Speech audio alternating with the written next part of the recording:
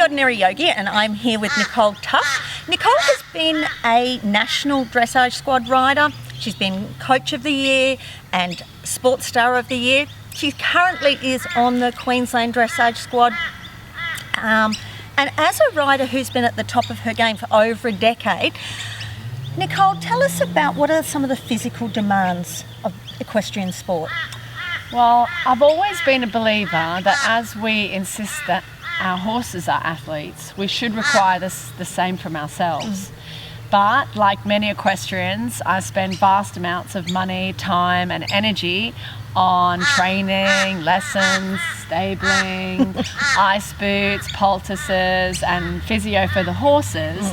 I tend to resent spending any time or money on looking after myself. As I believe our sport requires a degree of flexibility, some muscular strength, but a lot of muscular endurance. We have to stay in position, with a strong core and good balance, and for at least, the 45-minute session that we're on our horses. And that's where yoga is very complementary for any kind of equestrian sport. The purpose of yoga was to be able to stay in a position and meditate for a long period of time. Well, you're on a horse for a period of time and you do need to be in the same position. So yoga does complement that. So what parts of your body do you find experience fatigue or parts of your body that get tired? Well, our sport is very unique. It allows us to train and compete well into our 60s. But by then, after many falls, squashed toes, broken or severed fingers, wrenched shoulders, backs and knees, we're often not in the best physical shape to keep doing that, or even to live a pain-free life. Let's face it, any sport that hurtles the body from a height into the ground is going to have serious implications, and our body's coping mechanisms will only cope for so long. So presently for me, I'm struggling to hold together a crooked frame. My back spasms from a previous injury, and I'm currently on a waiting list for knee surgery. So my sports injury therapist suggests that I try yoga or Pilates to try and manage some of the issues that I have that are associated with previous injury. Do you find that having strength in certain parts of your body enable you to be a better rider? For example, if I didn't have a strong core, what are some of the faults that I might have as a rider then? As a coach, the most common thing I see is that we do need to be able to engage our core in varying degrees to be able to do what we want to do well. And I find that when our cores fail, riders will go to their hands to do that job. We have leg aids, we have rein aids, and we have a seat aid. The seat aid is the hardest thing for people to master. So as soon as that fails, usually the reins start to take over and do their job as well as the seat's job. Yes. Okay. And again, that's another place where yoga complements what you're doing in the saddle. So let's take to our yoga mat. Okay, we've taken to our mat now. We have our feet flat on our mat. We're in mountain pose. And we're going to go from mountain pose to palm tree pose, which is the reverse position for your feet than sitting in when you're in the stirrups. So your heels in the stirrups are down. We're going to go up onto the balls of your toes. It's okay if you wobble. Inhale, reach up. Exhale, come down to flat feet. Now we're going to fold forward. Inhale, fold forward. Down. And while we're down here, we're now going to bend our knees and hold our elbows and feel the stretch over our back. And inhale, come up to mountain pose again. We're going to inhale up to palm tree pose.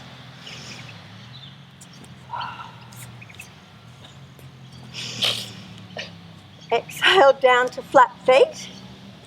Inhale, forward fold. Bend our knees, hold our elbows.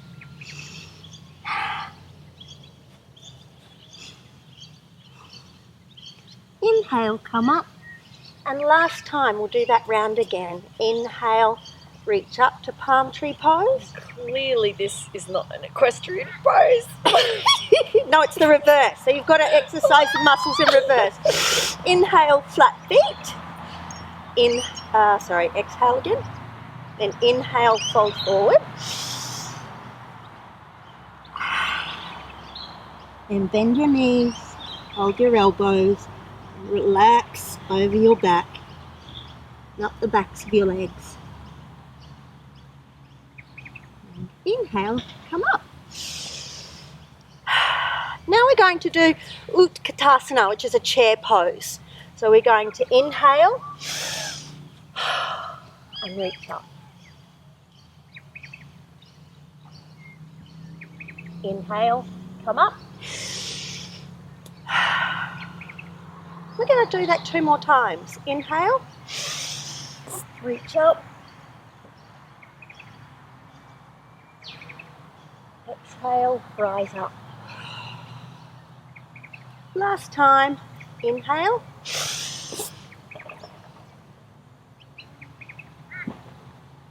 And exhale, rise up. Now our next pose is an equestrian pose. Our right leg is going to go forward. No, I should be okay at this, right? Yes, I was just about to say this is right up your alley, Nicole. And your left knee is going to go down. Your hands can stabilise yourself on the mat. And your foot is going to go flat on the mat. Now this is the stretch you would have when your foot is on the ground and your other one is in the stirrup. Not your right foot, of course, but this is the stretch you would have when you mount a horse. So it goes without saying that we should be nice to our bodies and stretch it. Okay, so you should be able to feel a nice stretch now.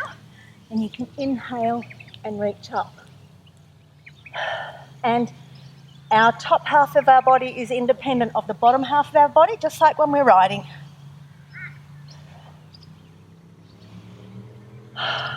Three breaths.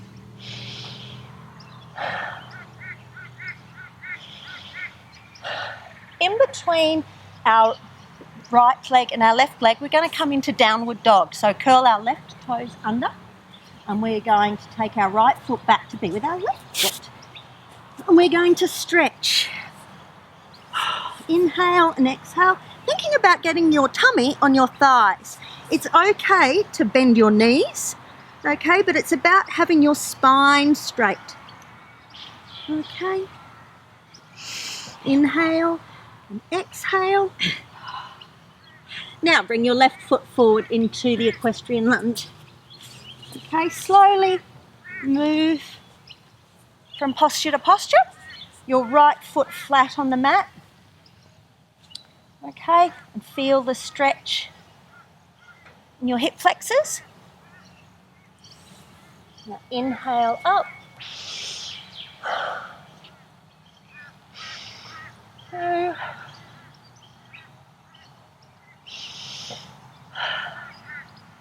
Come back down to balance yourself.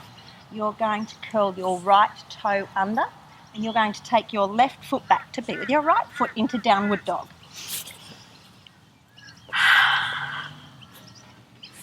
Now, feeling the lovely stretch in your stomach going towards your thighs. My hand's slide. That's because the puppy dogs have been playing on our yoga mats.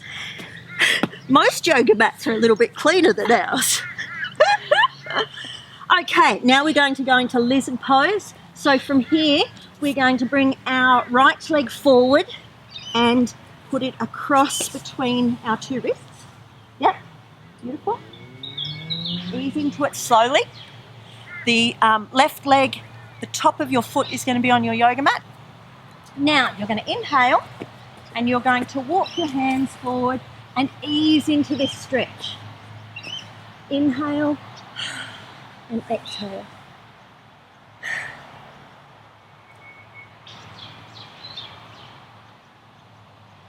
Does it feel good, Nicole? Yep. Good. Very quick then. All good. Inhale. Exhale. 2 more breaths. I can really feel the stretch down my right gluteus. Yes. Yeah. And this is why it is a beautiful feeling, and you just enjoy what you're doing for your body today. Beautiful. It is. It feels beautiful. It's delicious even. Okay, let's push up onto our hands. Curl our left toe under and take our right foot back to be with our left. And we're going into downward dog again. Now, downward dog is a inversion, I have to think of the word then, where your heart is lower than your belly button, and it's really, really good for circulation. Okay, so 3 breaths in downward dog.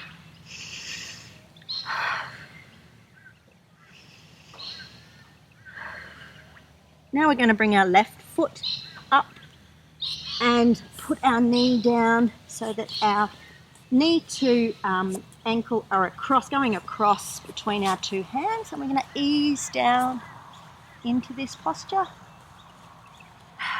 Enjoying the stretch again, Nicole.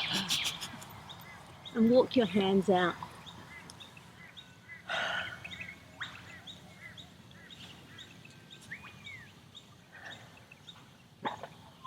Don't forget to breathe.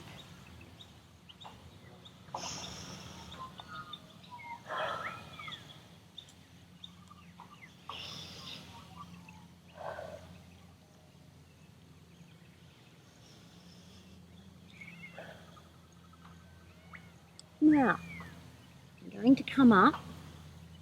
Instead of up onto your hands, we're going to now sit down onto our bottoms and bring our legs out in front of us.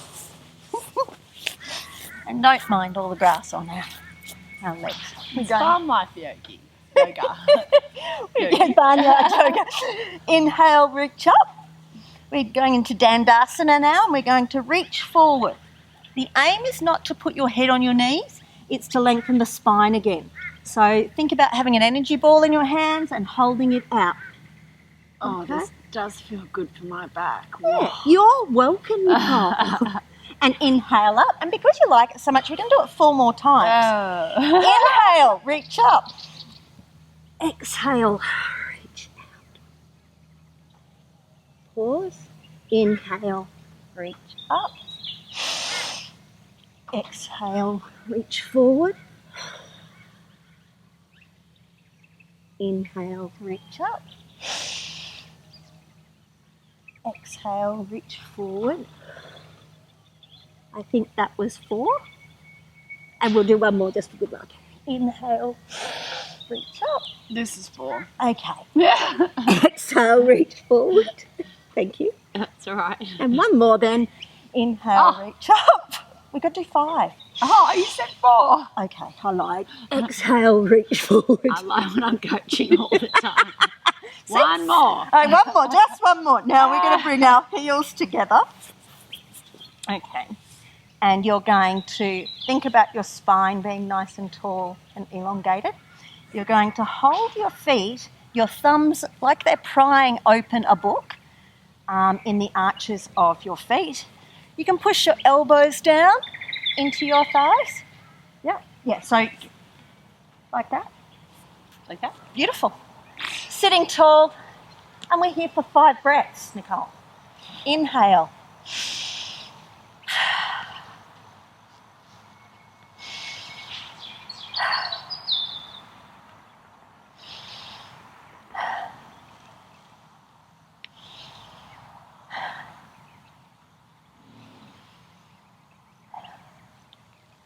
Okay, now we're going to come up onto all 4s. We're going to come into cat and cow.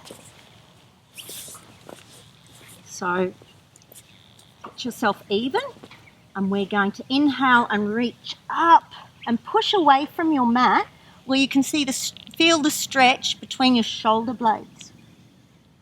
And exhale. This one you might feel a bit silly, where your tummy comes down, your bottom goes up, and you look up. Exhale. Inhale. Arch your back. Exhale. Thumb in the air. Inhale. Arch your back. Exhale. Coming down. 2 more. Inhale. Arch your back. Exhale. Up, down. Inhale. Arch your back. Exhale. Last one. Now, we're going to go to thread the needle. So you're going to inhale and take your right hand up. And as you exhale and come down, you're going to put your ear on your mat.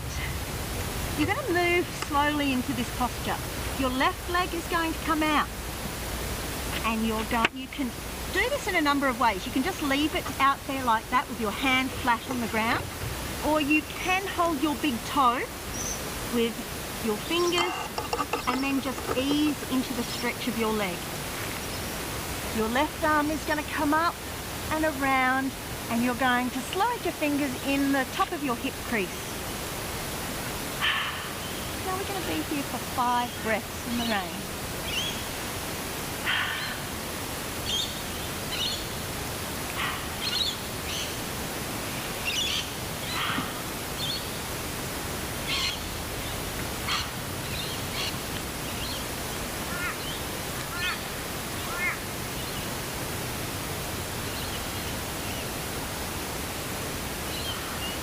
Bring your left hand over and onto your mat and push up. What is that?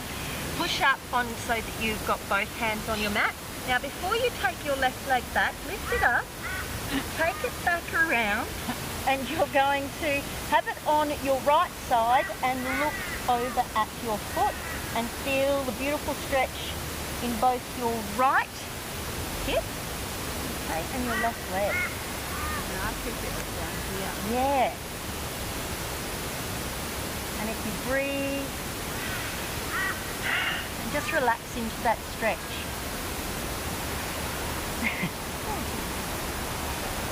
You're not feeling down yourself now. Okay, lift that foot up and bring it back onto the mat so that you're on all fours. Now we're going to thread the needle the other way. We're going to inhale and lift our left hand up. Exhale, left ear on the mat. Lovely. Now right leg out to be with our left hand and put it on the ground. Yes, you can hold it. Now your right arm is going to hug round behind your back and into the crease of your thigh. And 5 breaths here.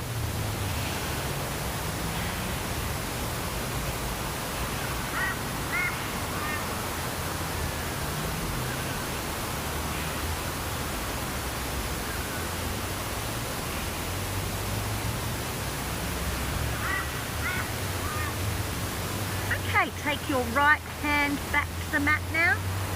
Push yourself up with your right hand, your left hand to join.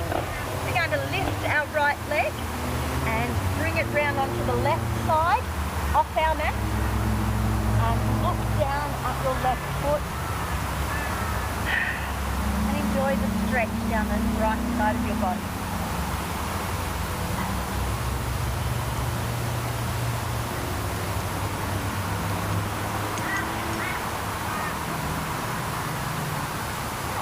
Your right foot up and bring it back. Now widen your knees and bring your bottom back onto your heels, and we're going to finish here in a lovely wide knee child's pose stretch.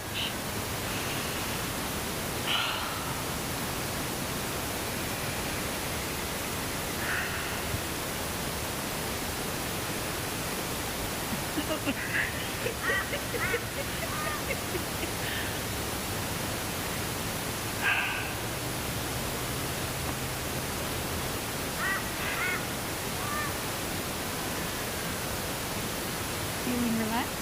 Yeah, good.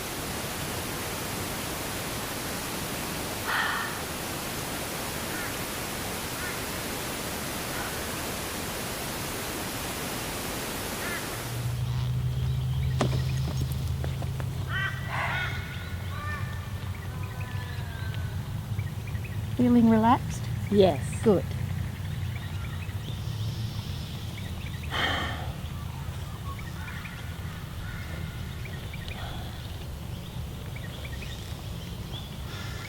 And we're going to stop there.